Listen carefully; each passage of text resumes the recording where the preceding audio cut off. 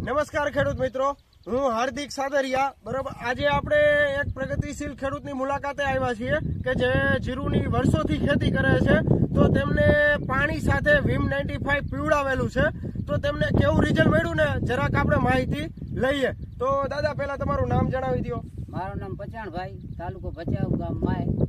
અચ્છા, તો પચાણભાઈ, આપણે જીરુમાં જે વિમ 95 પાયું એના પહેલા શું તકલીફ હતી? પહેલા બહુ સારો નતો, આના પછી બહુ રિઝલ્ટ સારો છે. બરાબર, એટલે જીરું વધ નહોતું કરતું. વધ નતો કરતો. હા, અને બીજી શું તકલીફ હતી? બીજો કુકડો વરીને પડ્યો હતો, પણ વિમ 95 પછી સારો છે.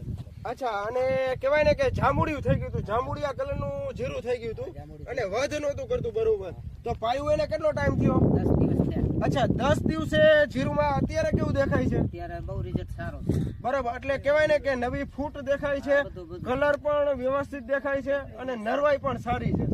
તો 10 દિવસમાં આટલું રિઝલ્ટ તમને મળ્યું, તો આપણે આ જે પ્રોડક્ટ વાપરી શકાય? હા, વાપરી શકાય. બરાબર, કે આપણે જે જીરુમાં અત્યારે જાંબુડિયાનો બહુ પ્રશ્ન છે ખેડૂતને, અને વધ નથી કરતી અને નરવાઈ નથી. બરાબર, તો પાણી સાથે એકરે 500 ગ્રામ જો વિમ 95 પીવડાવવામાં આવે તો નરવાઈ, વધ, વૃદ્ધિ, વિકાસ અને કલર અને જાંબુડિયું, બરાબર, આ બધા પ્રશ્નોનું સોલ્યુશન મળી જાય.